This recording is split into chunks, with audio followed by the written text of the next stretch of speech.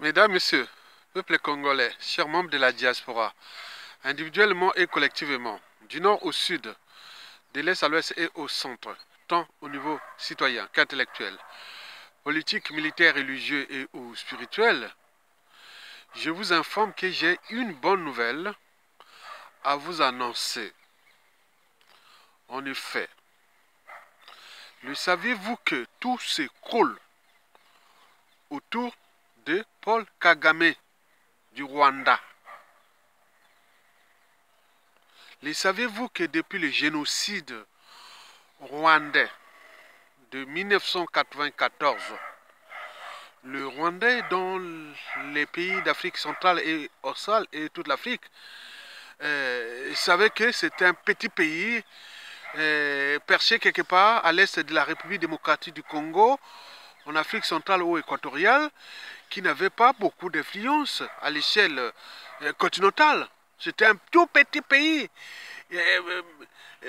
Au même titre que la Guinée équatoriale, ce tout petit pays-là. Mais comment cela se fait-il que 30 ans après, le Rwanda est devenu ce pays-là qui terrorise toute l'Afrique centrale et australe? Par exemple, depuis plus de 20 ans, que le Rwanda de Paul Kagame tue en RDC. On parle de capital décès de plus de 18 millions de morts. Depuis plus de 15 ans déjà,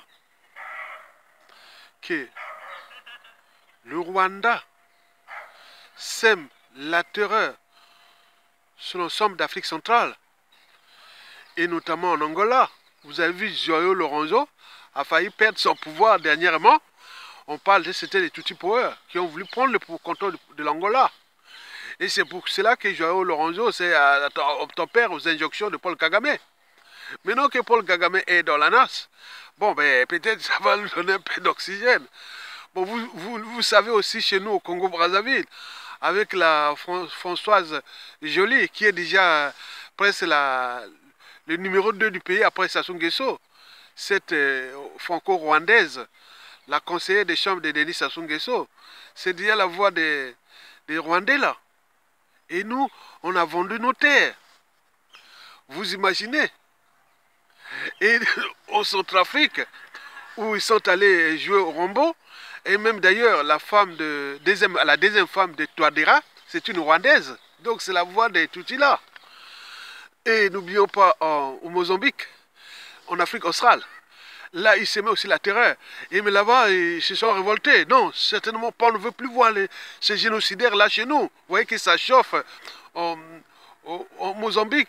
Le climat d'ostracisme, la perte de l'étranger ou le climat de la xénophobie contre les Rwandais, et voilà, général dans toute l'Afrique centrale et même australe. Et n'oublions pas, en Afrique de l'Ouest, où elle a voulu mettre pied pour aider les Maliens et autres. Non, non, non, on sait se débrouiller, hein. On ne vient pas, voilà. Bon, restez là-bas, hein. Restez en Afrique centrale ou australe là-bas, foutez les bazars, c'est les bantous là-bas. Pas chez nous, hein. Donc, vous imaginez comment le Rwanda est-il devenu le gendarme de l'Afrique au cours seulement des 30 dernières années. Un tout petit pays qui fait la taille du Luxembourg.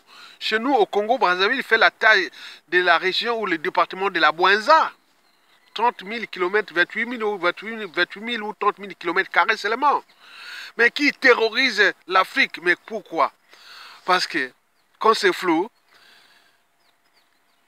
c'est qu'il y a un loup, il y a une main noire. Et donc la main noire là, c'est ce que je vais vous expliquer. Vous le savez que, historiquement, ce sont les Blancs qui étaient venus nous chercher, nous trouver. On n'est jamais allé les chercher. Ils nous ont apporté l'esclavage, la colonisation, la France-Afrique, les coups d'État, les assassinats, et point. Nous, on ne connaissait pas l'Afrique. Et même, ils savent, même le président Nicolas Sarkozy l'a dit, que nous, Européens ou Blancs, nous avions l'ADN de la barbarie, de la sauvagerie et tout, compagnie, on mélange tout.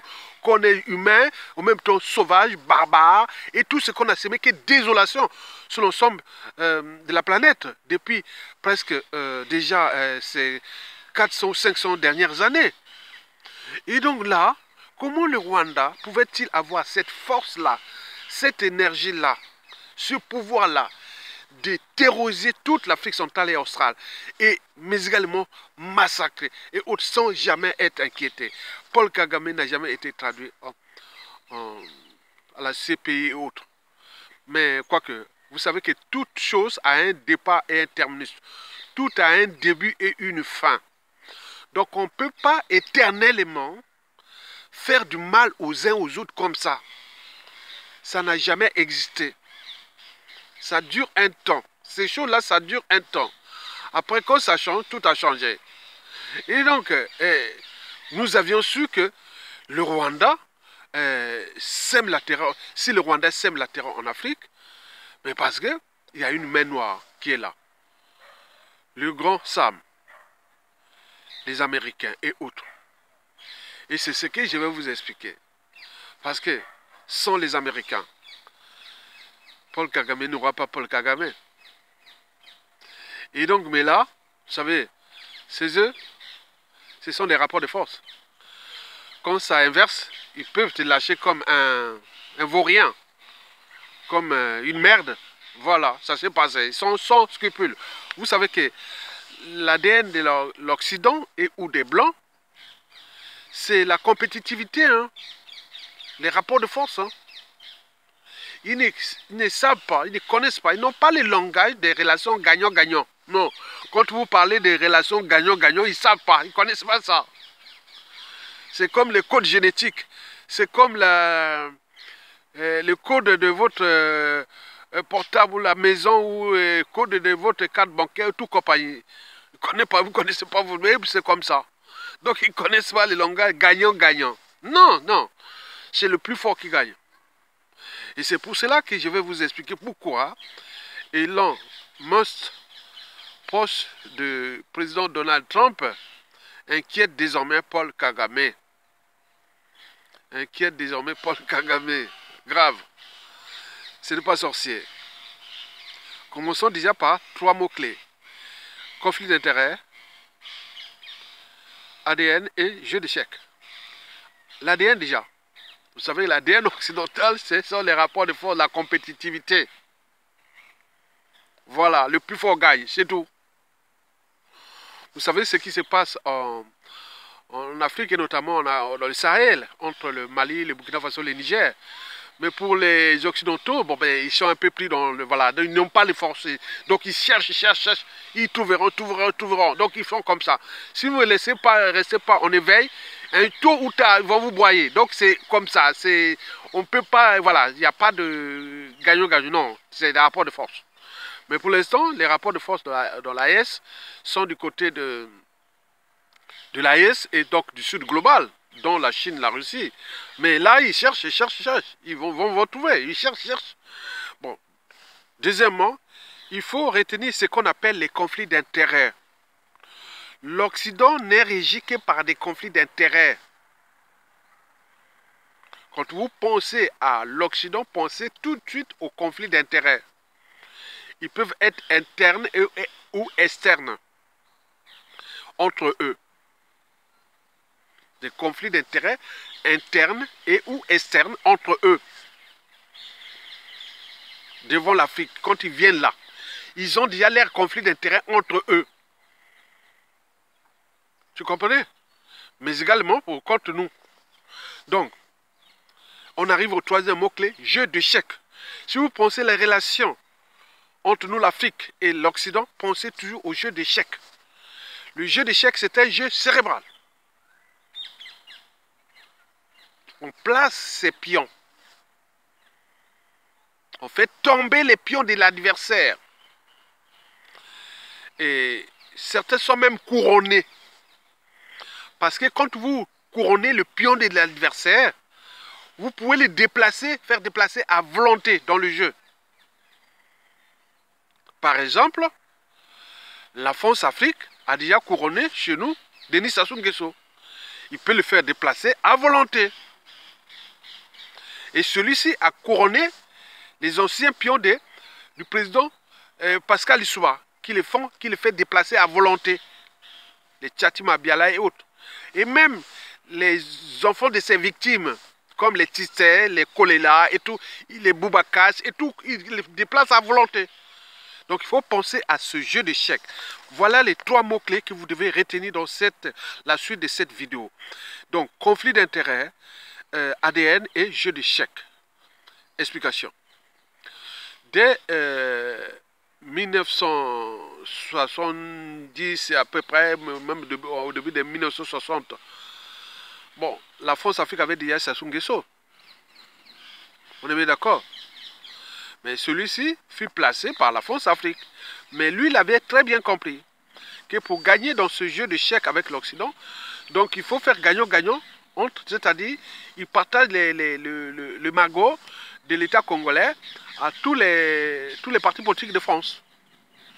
C'est pour cela qu'on a parlé de mallettes et valises africaines, de financement occulte de partis politiques et autres.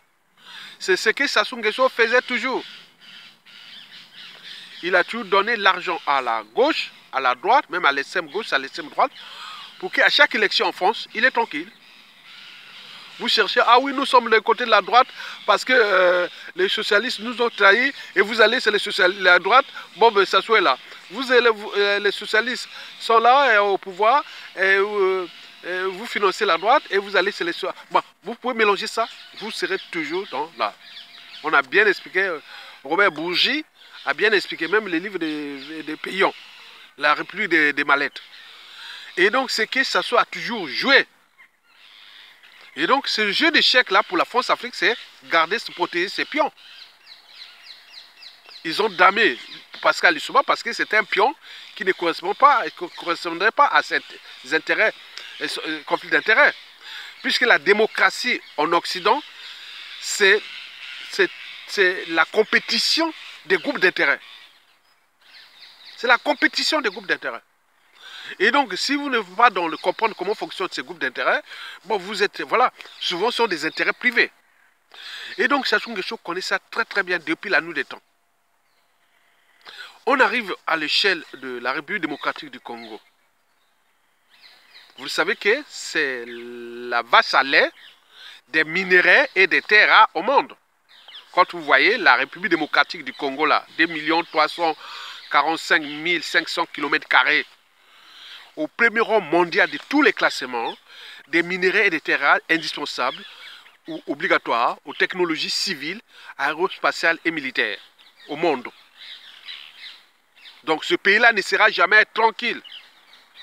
Tant qu'eux-mêmes ne se regroupent pas entre eux, s'ils jouent au hérisson, hérisson c'est un insectivore qu'on trouve dans les prairies européennes, quand il fait froid, ils se regroupent entre eux, s'agglutinent entre eux, mais comme ils ont des piquants, aussitôt ils se séparent. Nous c'est pareil, après les pseudo-indépendances, on croyait qu'on était ensemble, mais non là, depuis on ne s'entend pas. Et les autres, on profite de ça. L'Occident collectif, on profite de nous. Et on voit bien ce que ça produit comme dégâts occasionnels. Des coups d'État sous coups d'État. Les crimes de sang, des génocides et des masses. Les exilés. Et voilà que des as. Depuis déjà l'esclavage jusqu'à nos jours. Vous savez, c'est nous-mêmes le problème. Et donc, nous avions des conflits d'intérêts. Les conflits d'intérêts ont fait vraiment du mal chez nous en Afrique. Et donc, depuis le génocide rwandais de 1994 à nos jours, que ces conflits d'intérêts agissent grave en RDC. Agissent grave en RDC. En dehors des intérêts supérieurs de ces puissances, mais entre les dirigeants de ces pays occidentaux, ils ont des conflits d'intérêts entre eux, des intérêts privés. Et ce qui se passe en RDC, la première vache à lait des minéraux de terre rares au monde. Ce pays ne sera jamais tranquille. Tant que on ne modifie pas génétiquement l'ADN bantou, d'être courageux, de s'entendre, l'intérêt général, l'intérêt supérieur et tout. Si on ne modifie pas, on aime la vie, on viendra vous fracasser comme depuis la nuit des temps. Donc, génocide rwandais de 1994, souvenez-vous. C'est là qu'est arrivé Paul Kagame. Mais qui l'avait placé là? Aux États-Unis, c'était qui, quel président? C'était Bill Clinton, les démocrates. Vous savez qu'aux États-Unis, lors des élections, les républicains sont riches parce que c'est des entrepreneurs, c'est des chefs d'entreprise, donc ils peuvent dégager l'argent facilement. Or, les démocrates sont des politiciens intellectuels et tout compagnie, donc il n'y a pas d'argent. Or, les campagnes électorales aux États-Unis, présidentielles aux États-Unis, c'est l'argent qui commande. Hein. Ce n'est pas que les militants. Donc, les Clinton avaient trouvé là, en RDC, la vache à lait, pour ses intérêts privés. Et donc, au départ, on a mis Paul Kagame. Paul Kagame a bien obtempéré aux injonctions des Clinton, consistant à siphonner la RDC. Donc là, on fait un coup d'État contre Mobutu en 1997, exactement au mois de mai 1997. Mobutu fuit. Et puis arrive Laurent Désiré Kabila. Or, Laurent Désiré Kabila, pour les Clinton, il pensait que, bon, ben avec les Rwandais qui étaient déjà dans son coup d'État, il pensait qu'il allait jouer le rôle de Paul Joseph Kabila aujourd'hui. Mais or, Laurent Désiré Kabila, ce fut un maoïste. Maoïste. Donc il retourne vers la Chine. Or, en sortant de la fin de du deuxième ordre mondial, c'est-à-dire de la guerre froide, mais au cours des années 90 à peu près jusqu'à 2015, c'était le troisième ordre mondial, dont l'hégémonie occidentale, dont les Américains. Et donc aller jouer aux maoïstes en 1997-98 devant les enjeux américains, c'était vraiment risqué. Et c'est pour cela qu'il fut éliminé, pour trouver un autre pion, comme dans le jeu d'échecs. Donc on avait tué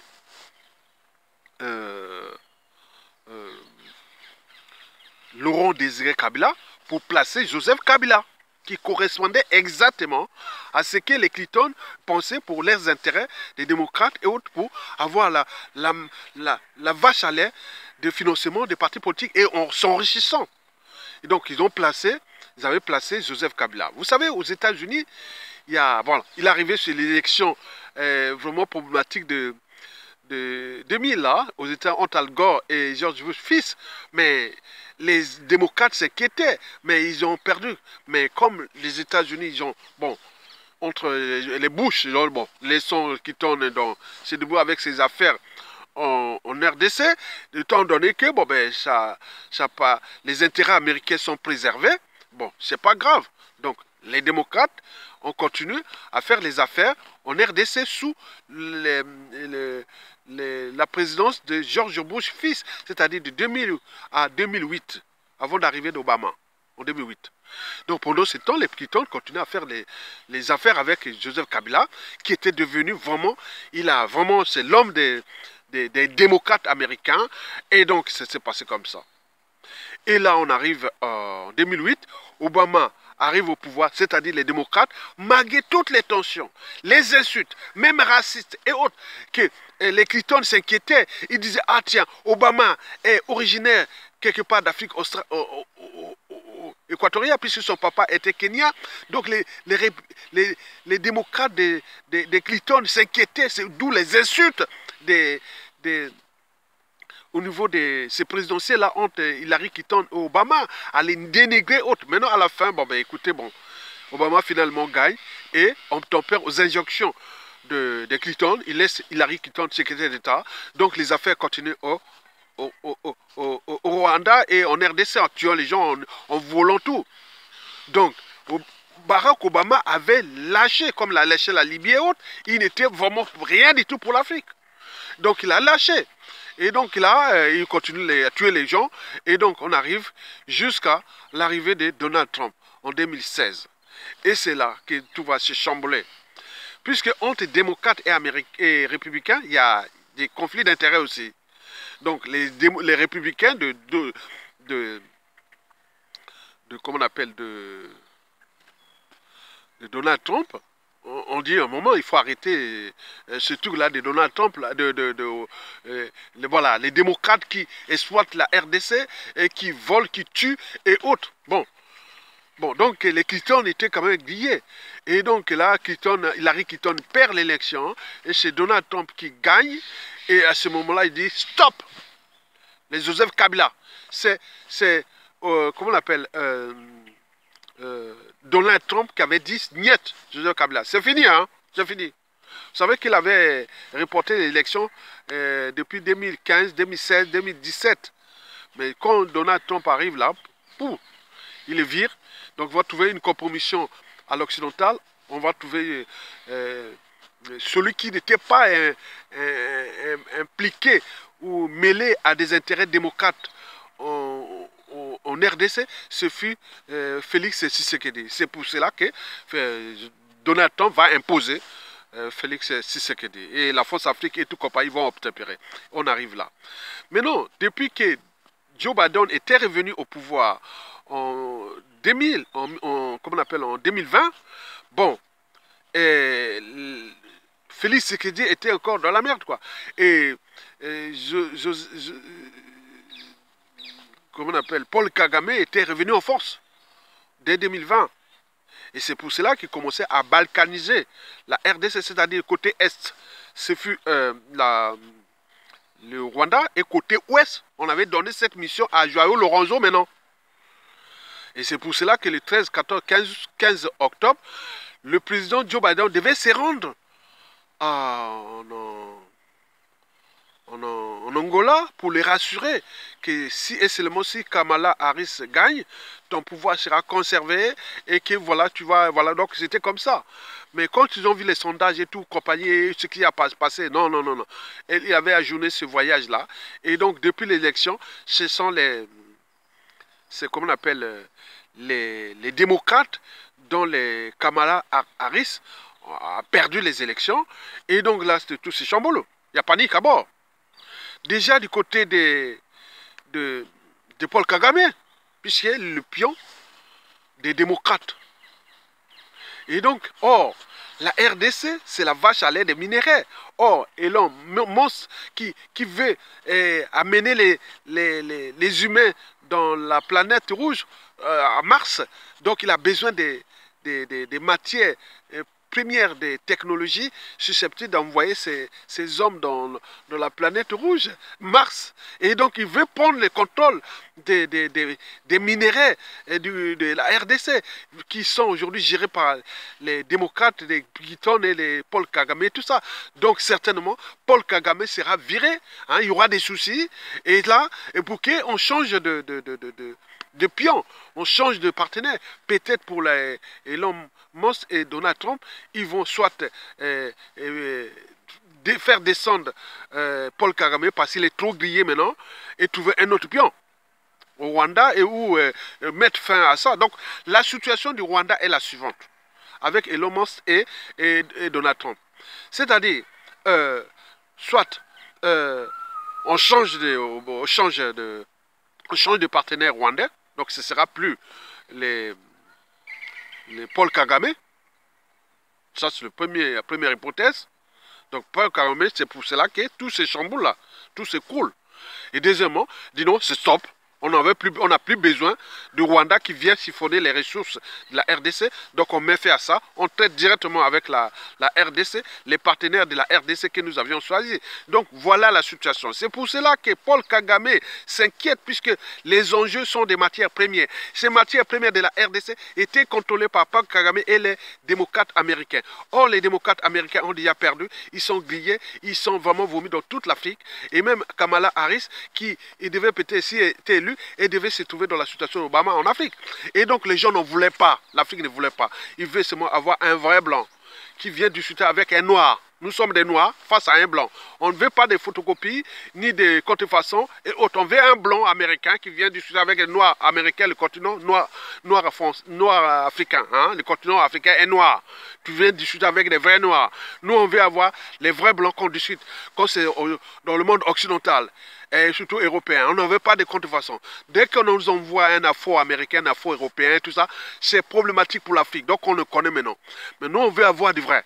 Je suis avec là. Donc là, la situation qui va se dessiner en RDC, c'est-à-dire après l'investiture de Donald Trump, il risque d'avoir des chamboulements majeurs au Rwanda. Vous le savez déjà qu'on commence à lancer déjà des fatwas contre Paul Kagame, ça chauffe au Mozambique. En RDC, c'est pas Félix Tshisekedi se renforce. Mais peut-être qu'en 2028, voilà, si on voit que Félix Tshisekedi est fragilisé, et ce sont les républicains qui peuvent chercher un autre pion à eux. Donc ils savent très bien que nous sommes Congolais, Africains, on nous suit comme on suit les laits sur le feu. Et donc voilà ce qui va se passer en RDC. C'est que le RDC pourra peut-être se libérer des griffes du Rwanda. Puisque la majorité rwandaise, c'est-à-dire la tribu qu'on appelle les Hutus, les Bantous, sont exclus du pouvoir. Peut-être qu'ils vont réinstaurer les Hutus au pouvoir au Rwanda. Et donc nous aurons les Bantous qui reprennent le pouvoir à la place des Tutsis qui sont venus massacrer les Bantous. Et jusqu'à combien de temps encore? Likez, partagez et soutenez la résistance. Vous le savez que les enjeux sont là. C'est-à-dire, tant que Paul Kagame va tomber là, les plans de Sassou Nguesso et de Paul Kagame vont noter pour le rôle de la mission qu'on avait donné à Paul Kagame, les Tutsis, pour fracasser les Bantous d'Afrique centrale et australe. Et ça ne va plus marcher. Et donc nous sommes en bonne voie. Donc mettons toutes les pressions et les rapports de force pour qu'on fait tomber Paul Kagame. Donc la RDC, le Congo, l'Afrique centrale et tout ça, on sait bien que c'est eux le problème. Ça, vous voyez que ça chauffe en Afrique australe, là-bas au Mozambique. On ne veut plus des Tutsis là. Hein. Donc on ne veut pas des Tutsis. Et des choses qui sont venus une fois que c'est passé, c'est les Américains. Maintenant les Américains savent qu'avec les bouleversements géopolitiques, géostratégiques à l'échelle globale, c'est-à-dire entre l'Occident et le Sud global, ne continuent plus à jouer au Rambo en semant la mort aux Africains à travers les pions comme les sont Paul Kagame, les Sassou Nguesso et autres. Jusqu'à combien de temps encore? Donc vous devez continuer à exercer ces rapports de force et voilà. Donc ce que je vois moi, après l'investiture, il y aura visite de Donald Trump ou même des secrétaires d'État américains et qui viendra en RDC et que ça sera là le début du chamboulement qui va bouleverser toute l'Afrique centrale. Et donc, vous avez tout compris. Merci, likez, partagez et soutenez la résistance. À bientôt. Tokolonga.